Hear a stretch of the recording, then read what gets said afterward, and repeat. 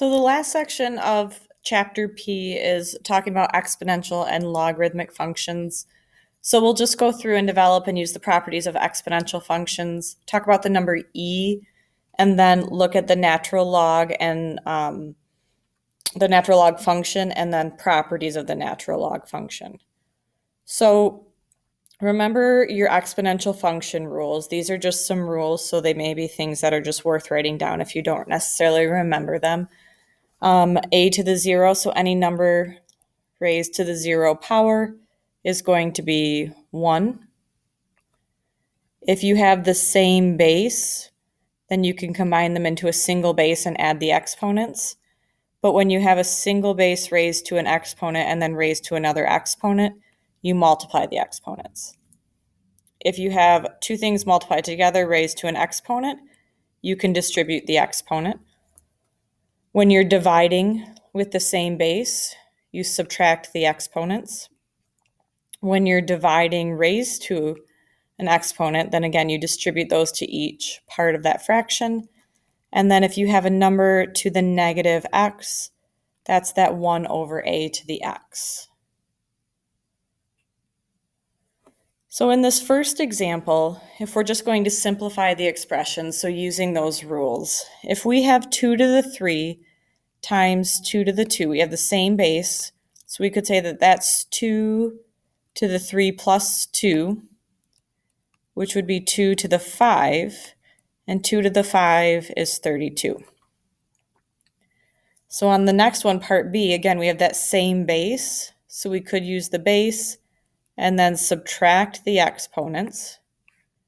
So you get 2 to the negative 1, which is the same thing as 1/2.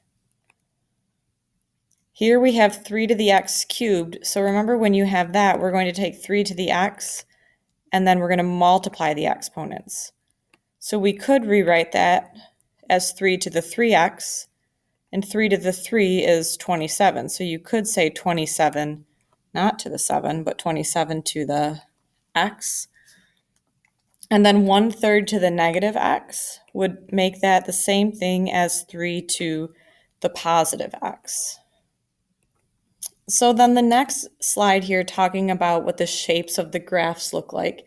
Remember when you have an exponential function, whenever x is 0, your y-coordinate will be 1. So all exponential functions pass through that point, 0, 1. If your a value or your base is greater than 1, then you're going to have exponential growth. So you're going to have growth when your a is greater than 1, or you'll have decay when a is between 0 and 1.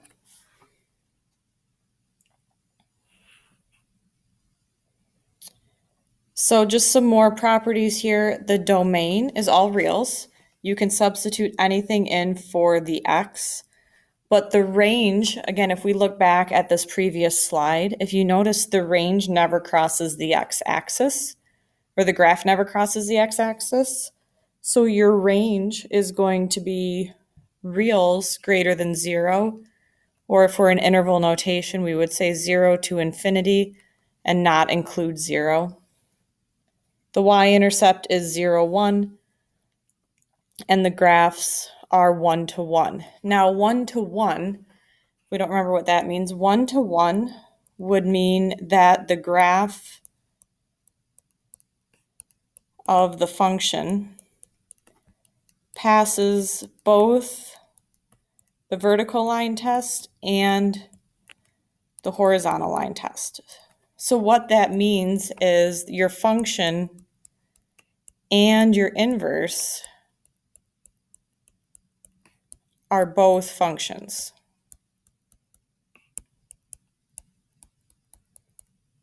So that's kind of the simple way of describing what 1 to 1 means. And then we have the number e. And so remember the number e is that 2.271828182846. The way that we use e will be in our natural log because if you have the function, the log function is normally base 10, but if your log function is e, then the way that we write that is just saying the natural log. So the natural log is a log function. It just has the base of e, where normally the other log button on your calculator has the base 10. So the natural log of a function, and remember that that logs and exponential functions are inverses of each other. So if your function is e to the x, then its inverse will be the natural log of x. Okay, so if we go here, the definition of your natural log, if we have the natural log function of x equals b, if we needed to put that into exponential notation, remember we would take the base, which we know is e, we would raise it to the b, and then we would set it equal to x. So what this tells you is then the idea there that our functions are inverses. So if the natural log of 1 equals 0, then that would mean that e to the 0 would equal 1. Your x's and your y's are switching. If the natural log of e is 1, then e to the 1 equals e. And if the natural log of e to the negative 1 is negative 1, then e to the negative 1 is 1 over e. So because the natural log is defined as the inverse of e to the x, this is what their graphs look like. So remember, you're just switching those x and y values. So because your e to the x, or your exponential function, goes through the point 0, 1, that means that your natural log will always go through 1, 0. Because your e to the x has a horizontal asymptote at y equals 0, your natural log will have a vertical asymptote at y equals 0. Because the domain, remember, for your e to the x, think about this, your domain is negative infinity to infinity, and your range is 0 to infinity. So if we look at the natural log, remember your domain and range change. So the domain of your natural log is 0 to infinity. It's what the range was of your exponential. And your range is negative infinity to infinity. They just switch. So that's this next slide. Your domain is 0 to infinity. Your range is negative infinity to infinity. The x-intercept is 1, 0, and it's a one-to-one function.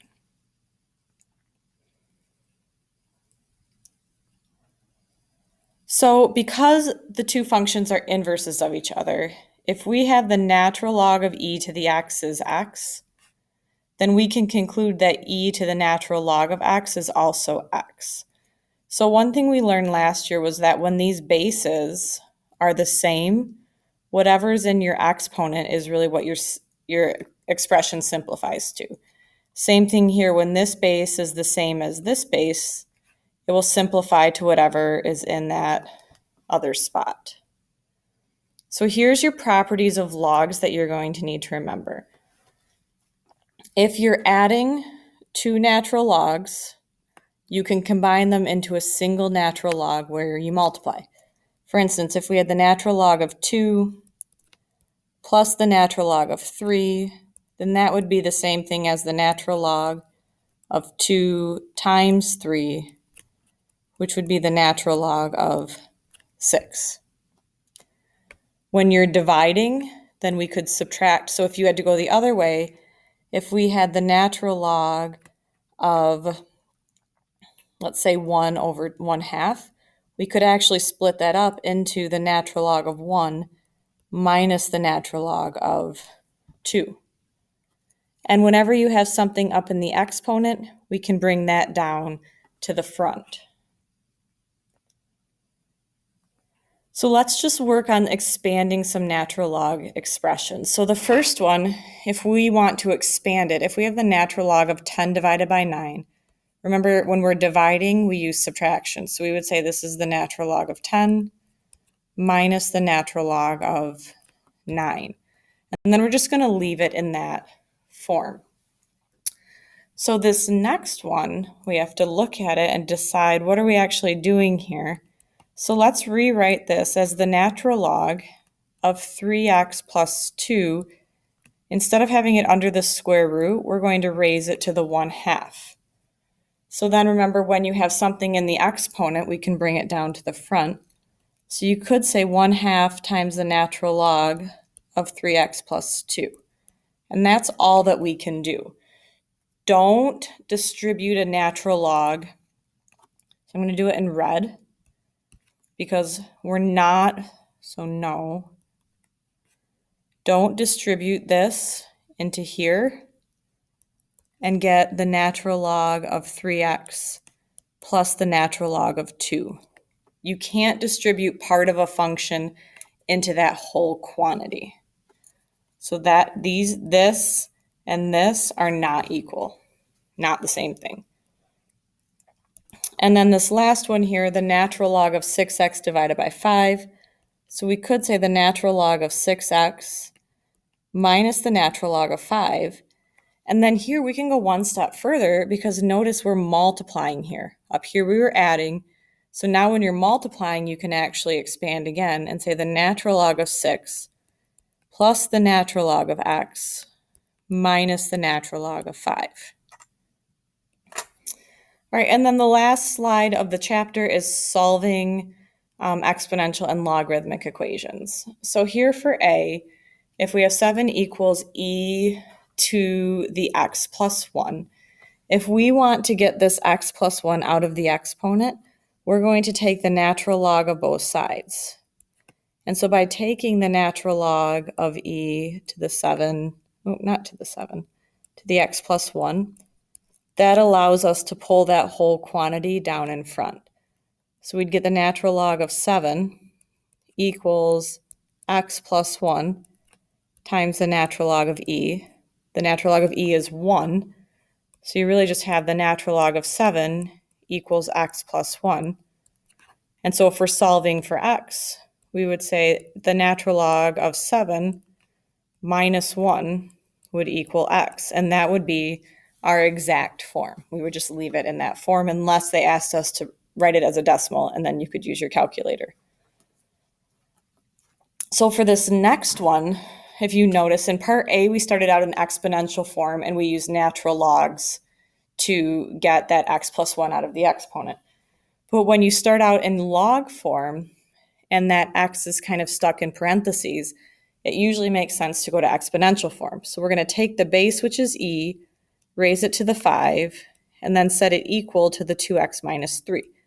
So that gets rid of that natural log and it kind of unbinds that 2x minus 3 that was stuck in there. So now if we're solving for x, we would have e to the 5 plus 3 equals 2x. And then if we divide by 2, e to the 5 plus 3 divided by 2 equals x. And that would be your exact answer.